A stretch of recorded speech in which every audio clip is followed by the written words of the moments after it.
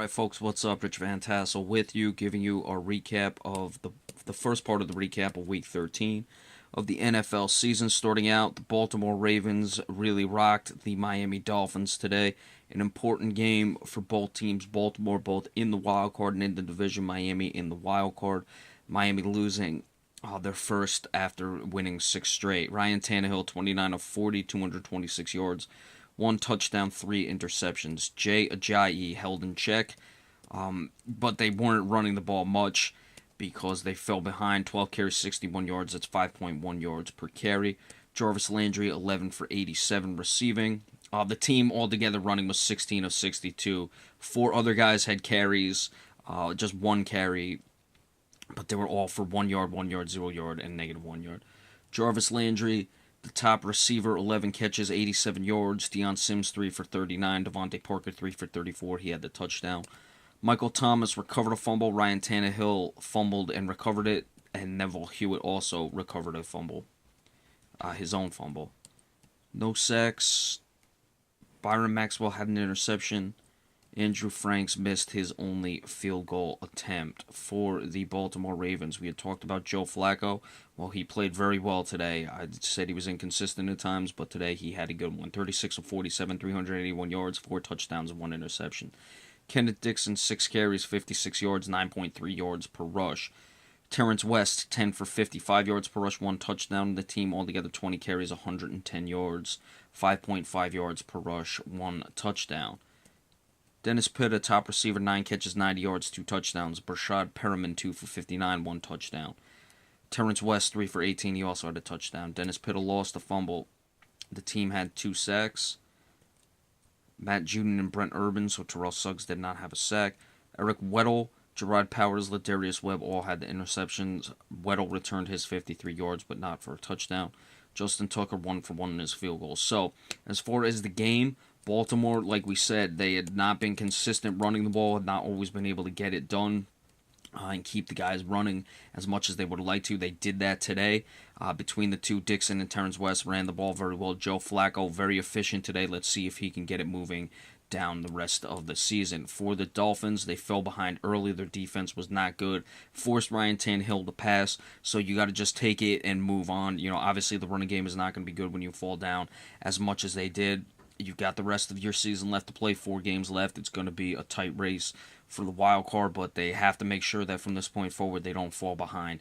And in any game, really, as much as they did, because it takes Ajayi out of the game in that regard. Kansas City winning a wild game over the Atlanta Falcons. I was wrong about this. I thought Atlanta would win. It was 29-28.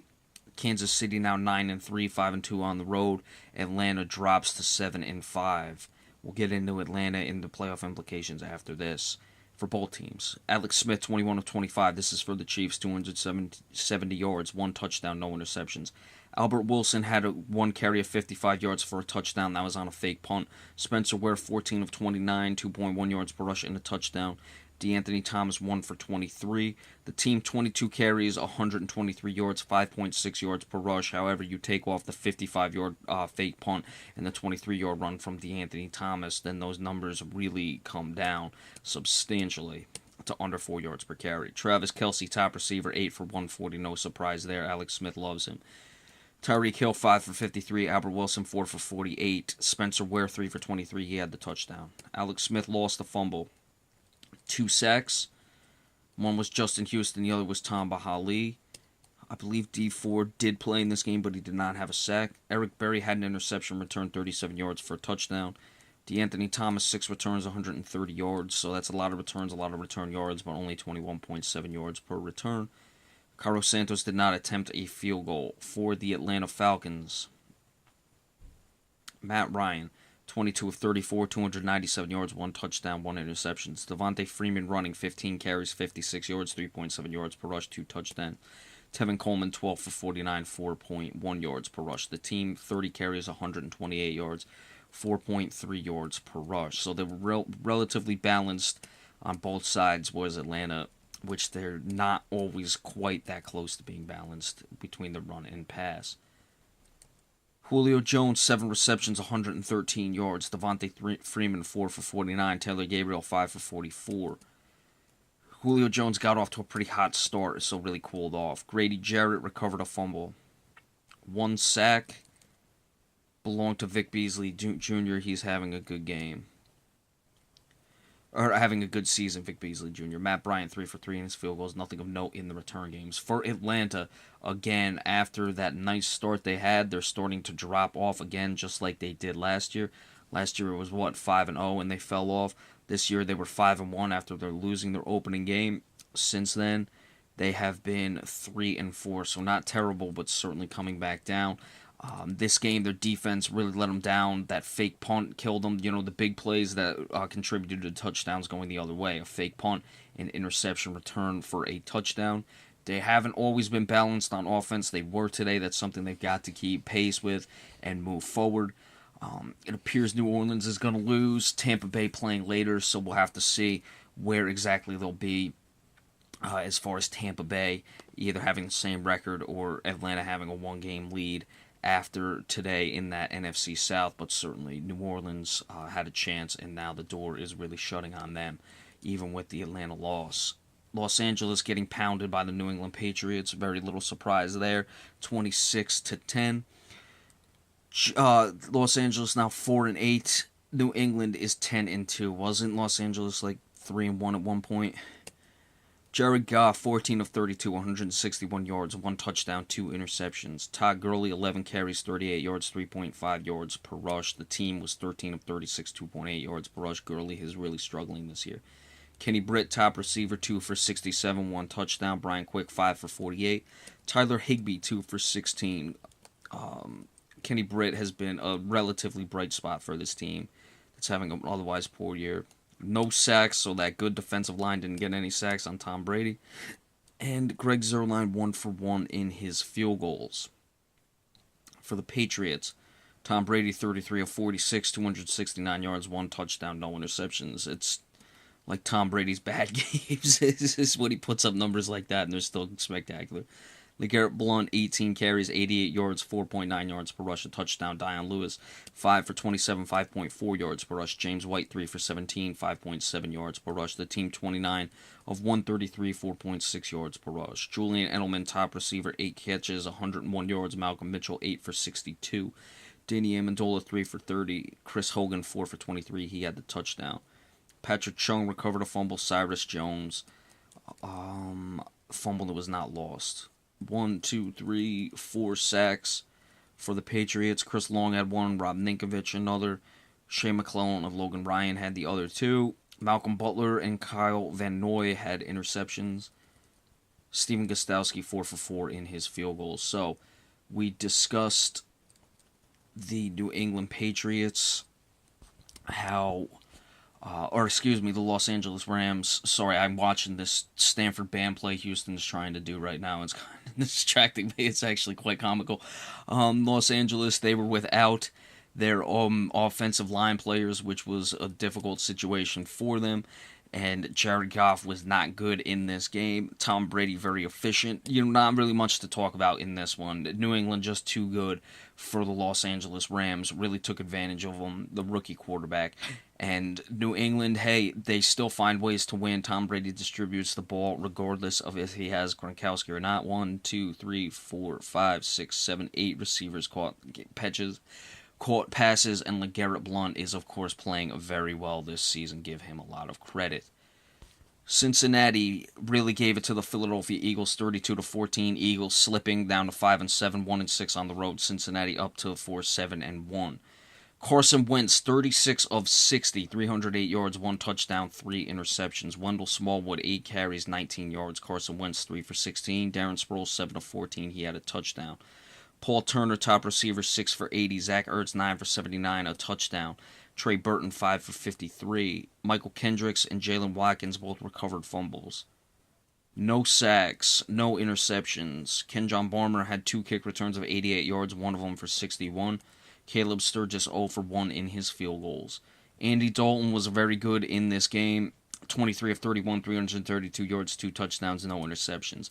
Rex Burkhead carrying 8 for 38, 4.8 yards per rush. Jeremy Hill 23 for 33, 1.4, but he did have a touchdown. Brandon LaFell, 5 for 95. In the receiving, 1 touchdown. Tyler Boyd, 4 for 66. Cody Core, 2 for 58. Tyler Eifert, 2 for 25. He had a touchdown. Rex Burkhead and Jake Fisher both lost fumbles. They had only 1 sack. It was a split sack. Carlos Dunlap had half of it. Sean Williams, Vontez Burtsovic had interceptions. Burtsovic had 2. And Mike Nugent, 4 for 4 in his field goals, but he did miss a couple extra points yet again in this game. For Philadelphia, they really asked a lot of Carson Wentz in this game. The running game is starting to crumble. This entire team is really starting to crumble. Carson Wentz not going to be very successful when he drops back 60 times. Their defense was also not great. Cincinnati, I expected it in this one. They would show some professional pride. They did. They looked very sharp. They're up to 4-7-1. Neither one of these teams is likely to make the playoffs now. Philadelphia, that might have been the death knell. Cincinnati, we'll have to see because that division is not necessarily unobtainable. However, it's going to be tough for them, but it was nice that they showed some professional pride in this game. And I'll do one more right now. The Green Bay Packers getting themselves to 500 with a 21-13 win over the Houston Texans, who dropped to 500. Houston now 1-5 on the road. The road woes continue. Brock Osweiler, 21 of 34, 213 yards, 2 touchdowns, no interceptions. Jonathan Grimes, 5 for 43. Alfred Blue, 5 for 38. Running the ball, that's 8.6 and 7.6 respectively. Lamar Miller, 14 of 22 running the ball. The team, that's 1.6. The team altogether 27 of 123, 4.6 yards per rush. DeAndre Hopkins, 2 receptions, 55 yards. He had a touchdown. Will Fuller, the 5th, 5 for 54. CJ Fedorowicz, 6 of 44. Ryan Griffin, 4 for 35, 1 touchdown. Whitney Merciless recovered a fumble. Ryan Griffin lost a fumble. They had 1 sack. It belonged to Whitney Merciless. He had a pretty good game today. No interceptions. Nick Novak did not attempt a field goal. For the Green Bay Packers, Aaron Rodgers in this one. 20 of 30, 209 yards, 2 touchdowns, no interceptions. Ty Montgomery, again the top rusher, a wide receiver, 6 carries, 40 yards. Jeff Janis, 1 for 19. Christian Michael, 9 for 19. Got to try to get him involved. You look at all the guys who carried. 1, 2, 3, 4, 5, 6 guys carried. 2 of them were wide receivers. 1 of them the quarterback. Aaron Ripkowski might have even been a wide receiver as well. 26 carries, 109 yards, 4.2 yards per rush. Ripkowski had the touchdown. So they're able to, however they're doing it, they were able to get it done. I still think they need a running back to get the job done, though. Jordy Nelson, top receiver, 8 for 118, 1 touchdown. Randall Cobb, 3 for 19, 1 touchdown. Jared Cook, 3 for 19. Morgan Burnett, 1 recovered a fumble. Aaron Rodgers lost a fumble. They had 2 sacks. One of them was Deion Lowry. The other one, Julius Peppers, still getting the job done. Ty Montgomery had a 39-yard kick return. Mason Crosby did not attempt any field goals. So, as far as Houston, they're now tied atop the AFC South regardless. Tennessee was on bye this week, so they're both 6-6. Green Bay now 6-6. Detroit 1. They're 2 back. They still have a shot. Even the wild card's not necessarily unobtainable because they beat the New York Giants, so if the Giants slip up, there's a chance for them there. They still have the Detroit Lions again, so it's not completely lost. I still think they've got to figure out their running game.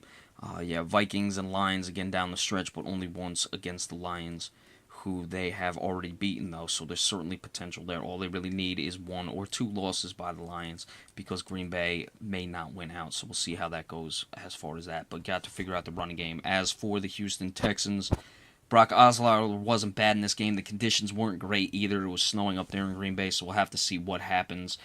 Got DeAndre Hopkins involved. They were without Jadeveon Clowney, but poor division still keeps them alive. We'll see how it moves forward from here. All right, so stay tuned in a little bit, and we'll give you part 2 of the game recap of Week 13. See you soon. Thanks.